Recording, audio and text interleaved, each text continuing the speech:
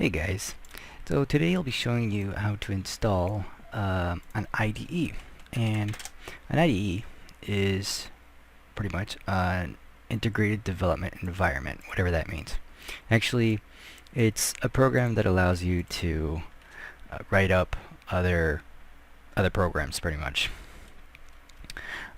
So the one that we're going to be using today is called CodeBlocks. And just going to go to the downloads over here. CodeBlocks is not the only IDE. There's many others, but just for this tutorial I'm going to show you how to install CodeBlocks, and in another one I'm going to release one for Visual Studios. So we're going to head over to the download the binary release, and just to give you a heads up, I will point this out because I made a mistake previously, and so I don't want you guys to make the same mistake. Reading is important, guys. This is the IDE, this program that we'll be downloading, but we need the compiler also so that it can compile the programs into a language that makes it understandable for the machine to read it. And so the one that we need has the compiler already in it, and so this is the one, and so we're gonna need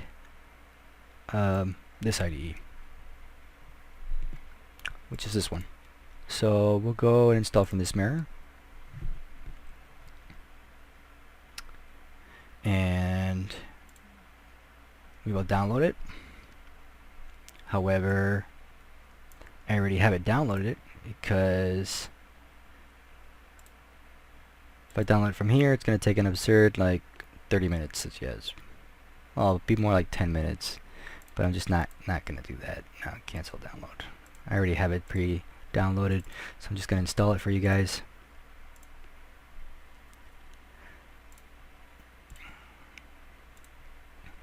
And pretty much just hit next, and we're going to install it to the default directory unless you guys want it somewhere else. Great. Now that it's installed, yes, we want to run it so that we can test it and see if it works. Now that it's open, normally I would start a project, but right now I just want to test it quickly, so I'm going to start just a new file, and we're going to need a C++ source file. Yes, C++. I will name this one main. Oops, I need the path. Main. And I have a written program here.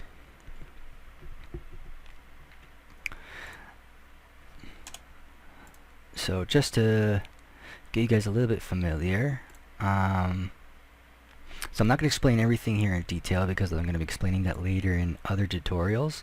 Right now I just want to test this program to see if it works. So to run it, first we need to build the program, and we build it by hitting this button here. And now it's built, 0 warnings, that's good. And now we're going to run it. And the program runs. Hello world, CodeBlocks installed. That's exactly that we had over here. Now, since I'm here, I will show you one thing that I found pretty weird with CodeBlocks, and this is not exactly the reason why I won't be using it, but just to give you guys a head up, pretty much every compiler is it works pretty much the same, but there's a little bit of differences between every one of them. And what I found different between CodeBlocks and Visual Studios is that for some reason CodeBlocks doesn't like to take in doesn't like to return a void out of the main function. So this is pretty much a function. It's the main function, and we were returning an int of 0, but now I'll be removing this and I'll just be doing void, so I'll be returning nothing. And we're gonna build the program again and run it, but this time I'm gonna hit F9 to build and run, and you'll see here it says main must return int. You see, and I got an arrow here, and the program won't run anymore. And that's because for some reason CodeBlock doesn't like to use void in the main function. so I have to do it this way.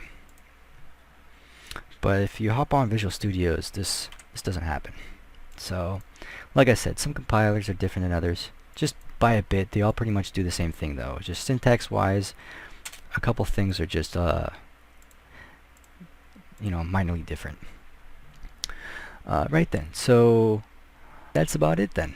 So, thanks for watching. If you guys like this video, hit like and subscribe if you want to view more of my content. I'll be making several tutorials more for programming. I'll be starting with C++, then I'll be doing more web development programming languages, HTML, CSS, JavaScript, jQuery, all that good stuff.